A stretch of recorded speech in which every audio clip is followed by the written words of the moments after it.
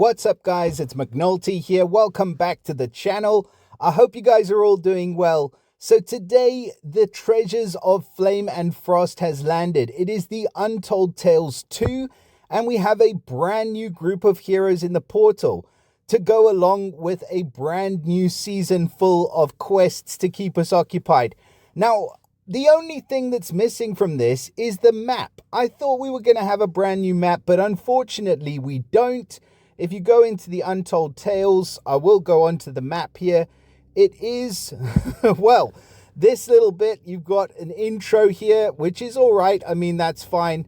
A new Untold Tales adventure, but there is no map to go along with it. It is part of Season 3 technically, but doing it this way just to me feels a little bit boring and a little bit like, I don't know. Maybe I'm sort of harping on about something that really doesn't matter. We are going to have a look at the heroes now, but I really would have liked there to have been some kind of map, some kind of imagery for us to go through. At any rate, we do have 6 brand new heroes in the portal. We have a total of, I think it's 4 5-stars. Let's have a look. So 1, 2, 3, 4 5-stars. We have a 4-star hero and a 3-star hero as well. So we are going to start off. We'll go with the face of the portal. And this is my first time, as you can see from opening it up, of looking at these heroes. So I have really no idea as to what we can expect from them. So I'm going to be looking through them. You guys are going to be looking through them. We can make our minds up as we go along. So the first hero that we have in the portal is called Regin, and she is the face of the portal. Yeah, she looks pretty cool. She's got an eagle and she's got some feathers coming out of her cap. She looks pretty cool, I guess. I guess she's a fire hero because she is a red card, obviously, and she's got the lava in the background. I don't know if those backgrounds change. No, they're all exactly the same. So for Regin, we have a rogue, which gives her the chance to dodge. We have the realm bonus. So we have a new realm for these heroes called the Nidavellir realm. And members of this realm have a molten core. So the molten core is charged each time this character receives damage from normal attacks or special skills.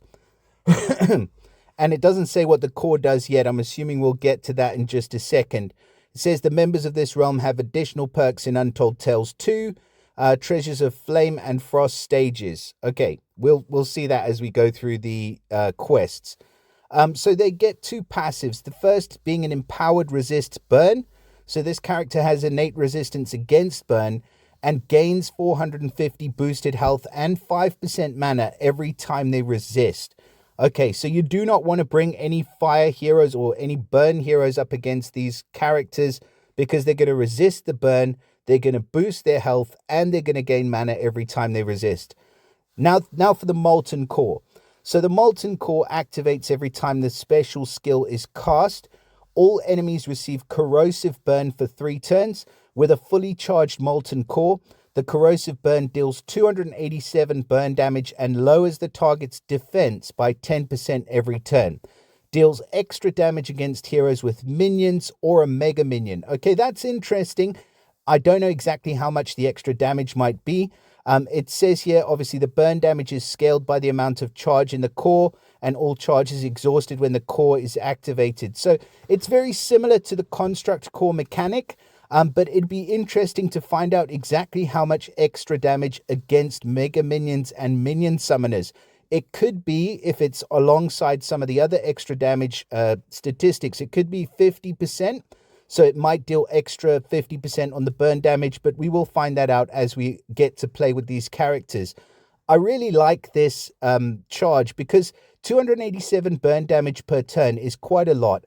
Just so you know, the corrosive burn damage normally doesn't stack with regular burn, like corrosive poison doesn't stack with regular poison.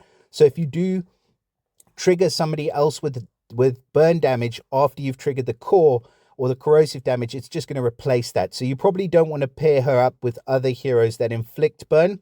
But 287 per turn is quite a bit. And the defense lowering, so that will last for 3 turns. So on the 3rd turn, you're going to have a negative 30% defense on that target as well. So that's pretty cool. I mean, all part of a passive, you're giving defense reduction and damage over time. Now, in terms of stats, we're looking at 1129 team power. The stats are really, really good for this hero, looking quite balanced. Over 1100 for the attack and defense, and well over 2000 for the health. So very strong. Ether talent, bit of a letdown. Counterattack is not the best ether talent in the world. It can be dispelled. But at the start of the battle, she gets counterattack with 60% of damage received for 6 turns. So it is something. But I like the rogue talent class a little bit more. It also means that there is a chance that the counterattack might not even trigger if she dodges. But anyways, let's have a look at what her special is. It's called Master Plan, and she is running at fast speed. So at fast speed, she dispels buffs from the target and nearby enemies. That's good. This special skill never misses its targets. That's even better. She attacks the target and nearby enemies with Firestorm Strike, dealing up to 1900 damage. She deals 40% more damage if the target is of the nature element. And the target and nearby enemies are immune to new status effect buffs for 3 turns. Right. This is a super, super strong special skill. It is reminiscent of the Owl family, but there's so much more going on here. I mean, she reminds me of like a fire version of Timaeus. The only better thing about her than Timaeus is that Timaeus deals extra damage against Holy, but he's of the ice element. She's doing extra damage against nature, but she's of the fire element. So it makes her that much stronger. So yeah, it is the right way round in terms of the extra damage. So the priority dispel from 3 is huge. The never missing is huge as well, because it means that they are definitely going to get dispelled, whether or not they've got a dodge talent on them or something like that. You are going to get rid of that. And then that strike is humongous, up to 1900 damage. It says there, it does say Firestorm Strike, but I believe, yeah, here we go. So the base damage, it says, is 950, and the damage scales depending on the attacker's attack and defender's defense. So again, it's going to be a good idea to pair these heroes up with the goblins or with other heroes that do growth and wither, because that is going to increase your attack and decrease defense. Also attack boosters, also defense down heroes. You know, the synergies are pretty much endless with this type of mechanic. I do also think this is going to work really well with her passive, because her passive skill is going to be reducing, the construct core, the molten core, is going to be reducing the defense by 10% every turn as well. So that's meaning it's going to make her strike that much harder. Granted, it's only 3 turns, so it's going to be difficult to get round to it. But when she does fire off, that damage can be pretty hectic. So yeah, I mean, this is a really, really super good hero, just going to be useful in all formats. As a defensive hero, you would want to put her on the left side of your team, so either the left wing or the left flank, so she can get the defense off before she deals, or she can dispel before she deals the damage. On attack, I mean, just go to town, man. Like I say, pair her up with some goblins, boost the growth, wither the defense down of the other team, and you will be absolutely golden. She's an amazing hero. So far so good. Let's move on to our second hero, which is Gandr. She's a funny looking hero, isn't she? Like a dwarf, a little fire dwarf. So I believe she's also a fire hero. So she's going to get the same realm bonus, Nidavellir. So we won't go over that again. It's the molten core. The molten core here, it says, is going to be similar, but not quite the same. So this one, the molten core, the corrosive burn deals 415 burn damage and lowers the target's defense by 10% each turn. So the burn damage is ramping up, and that is dependent on the speed of the hero. So because she's running at slow speed, she gets a higher amount of corrosive burn. Awesome. The innate resistance as well. She gets the empowered resistance against burn. It looks like that's the exact same amount of boosted health and mana each time they resist burn. Stats wise for her, again, very similar. So super balanced stats right across the board, both over 1100, the attack and defense, and well over 2000 on the health. And as far as ether talents, oh, I love this one. So ailment immunity is a very, very strong ether talent. At the start of the battle, she's immune to new status ailments for 6 turns. So that has to be dispelled before you can put any ailments on her, which is awesome. Very, very strong ether talent. So let's take a look at Gandr's special.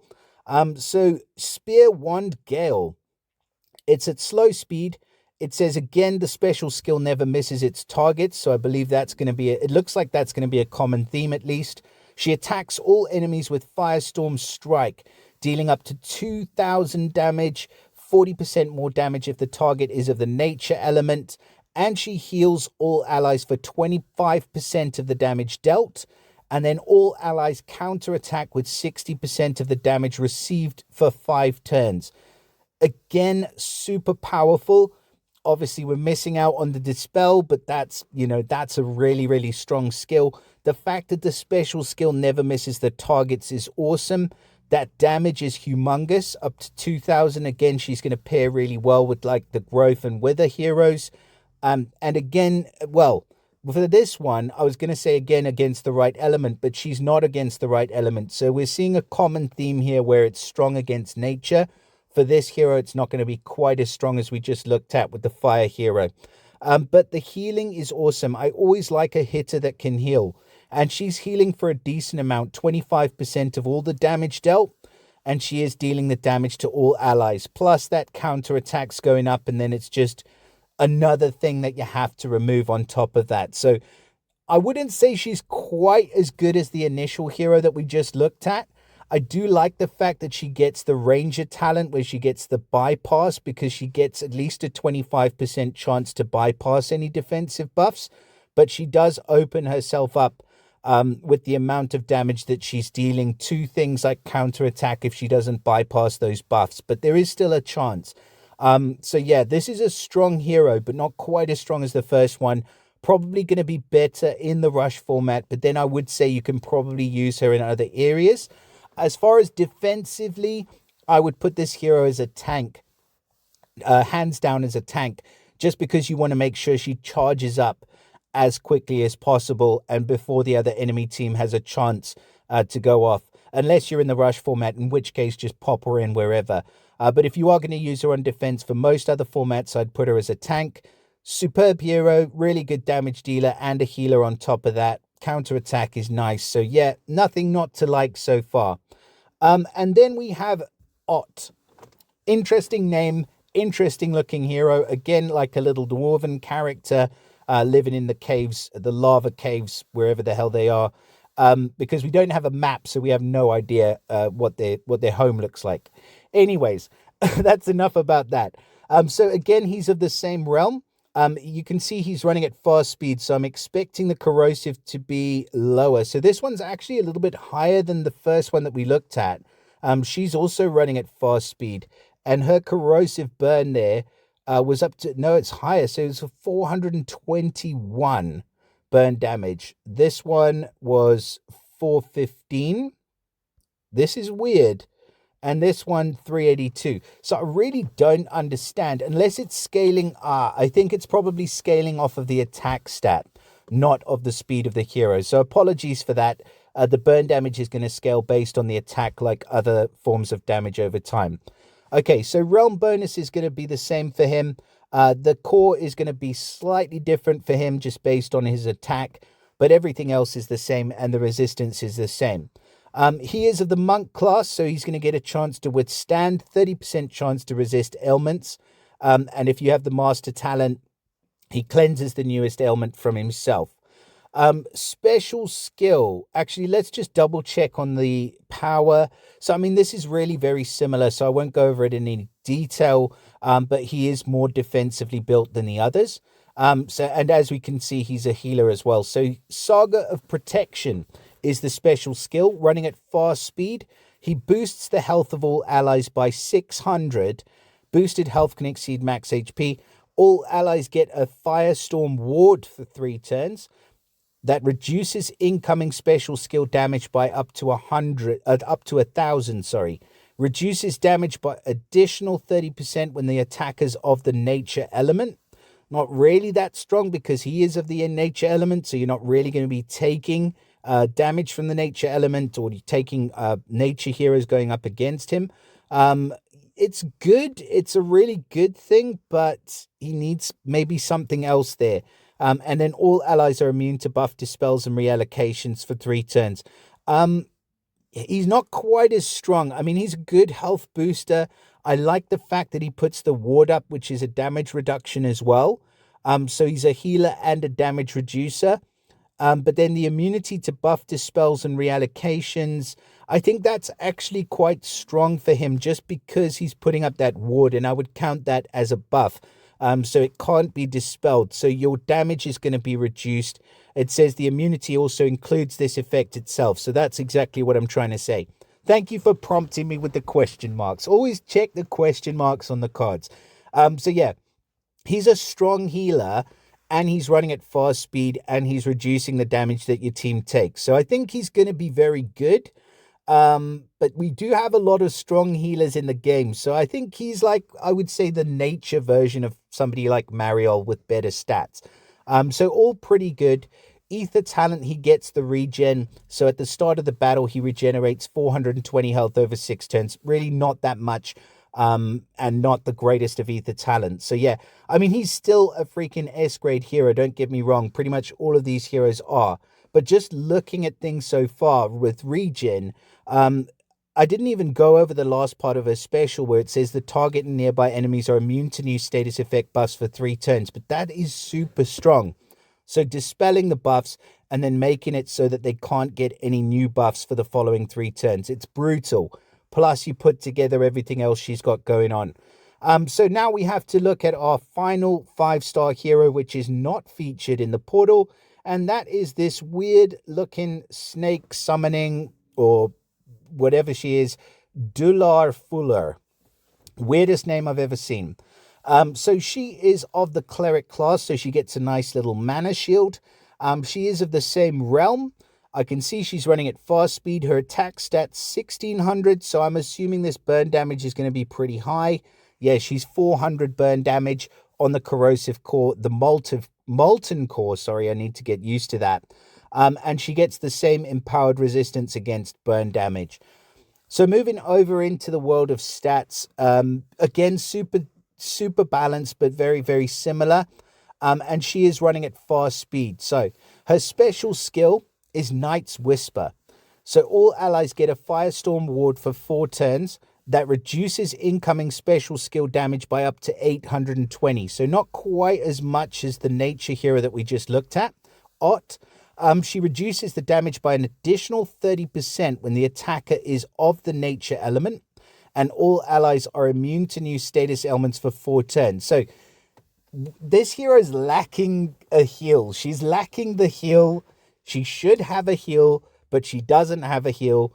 It's nice that she puts up the ward. It's nice that she reduces the damage. It's nice the extra damage against nature, but again, she's in the wrong element. And the element immunity is awesome, but it's just lacking that heal. I mean, everything else for this character seems really, really good, but where's the heal? Like, where the heck is it? It's just not there. So yeah, I don't think that this is going to be the strongest character in this portal. I think she will pair well with other heroes, but she's not going to do super well on her own. Like, I just can't figure out why you would want reduced damage and ailment immunity, and then you're not doing anything else, and none of it's undispellable. So yeah, I'm not the hugest fan of her. I'd much rather have Ott, because you can see, you know, he gives that boosted health. He gives the Firestorm ward. It's a bigger ward that he gives. He's running at the same speed, and then he gives the immunity to buff dispels for 3 turns. So yeah, correct me if I'm wrong, but I'm not seeing it with this little lady. Now let's move over to the fun heroes. So we got a 4-star in here called Fjalar. Great name. So he is of the fighter class, which we like to see. Gives him a nice chance to revive. He also gets the same bonus with the molten core, which is awesome for a 4-star hero. The same innate resistance against burn, the same 450 boosted health and 5% mana every time he resists. And the core, this is where they fall down. So the core for this hero is going to deal 179 burn damage. But that is probably dependent on stats. Let's have a look with the max power on. Yeah, so up to 287 burn damage per turn, that's pretty all right, actually. I think it's good. So the molten core seems to be the same. Sorry for going back out and back in, but I think it's just the max power that was throwing me off there. So yeah, so 287 burn damage. She's 1149 on her attack. With him, that's without the limit breaks. With him, if you do the limit breaks, you're going to be able to get up to the same amount, but with the limit breaks and emblems, obviously it's a much lower cost. So that I would say is definitely worth doing, just for the increased burn damage per turn. Because at the 4-star level, 287 burn damage per turn is a heck of a lot. And then he gets the defense reduction as well. And so moving on, in terms of stats, I mean, for a 4-star, he's pretty well built. 993 team power, so he's going to be able to. You're going to be able to throw him in a couple of 5-star wars, I would say, if his special warrants it. I do like the art on this card. I think he looks pretty cool. So his special's called Poetic Justice. He's running at average speed, and the special skill again never misses its targets. So the damage bypasses the target's minions and attacks the target with Firestorm Strike, dealing up to 1080 damage and 30% more damage if the target is of the nature element. The target then resists new minions for 4 turns. Okay, this could have been a lot better, pardon me, but then it would have been super duper powerful. He's a really good sniper. It's a massive amount of damage, especially for the 4-star level. And I like the core because it gives all enemies that corrosive burn. So I think where you should really focus on this hero is he's definitely worth leveling just because of the core. His damage to a single target is also good and pretty useful. His class is really, really good and very useful as well. The extra damage against nature, again, he's kind of the wrong element, but it's okay. And the resistance against new minions, it's not going to come into play all that often, and you're not giving the entire team resistance against new minions, but you are doing a heck of a lot else right. On top of that, he also benefits from the Defense Up Ether talent, which is a very, very strong and very underestimated Ether talent. So at the 4-star level, if I got this guy, I would definitely max him in a heartbeat. So huge congrats to everybody who does manage to grab this guy. Go ahead and level him. Pop him alongside Waddles, another great 4-star in the Holy Element. And then maybe even Steropes, because he resists or reduces the minion health by 50% as well. And you've got yourself a pretty strong team of holy heroes in the 4-star element, or 4-star level, sorry.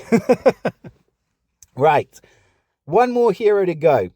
That is our 3-star hero, and it is Helgi. So Helgi is of the Paladin class. He gets the same realm bonus as well with the Molten Core.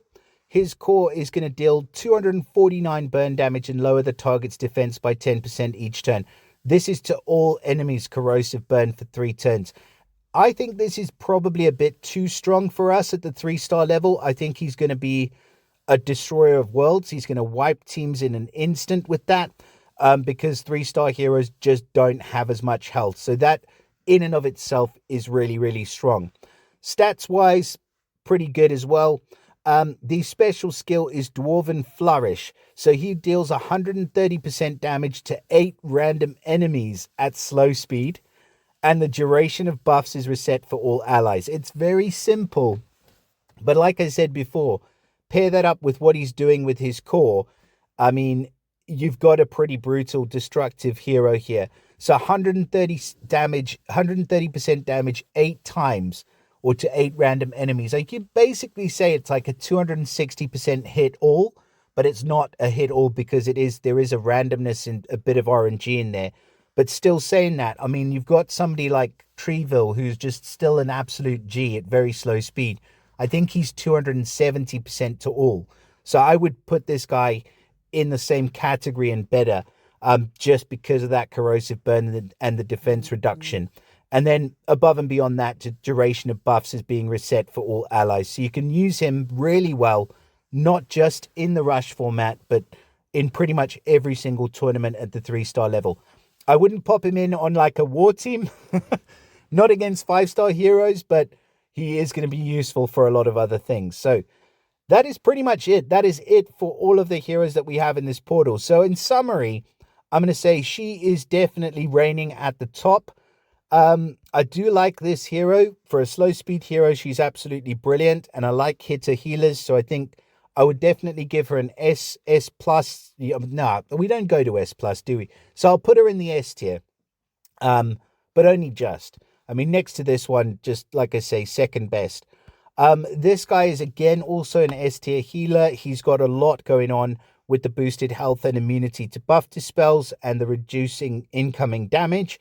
This hero, I'm going to give her a B grade just to be generous, but I really don't see what she's all about. We'll find a use for her in future.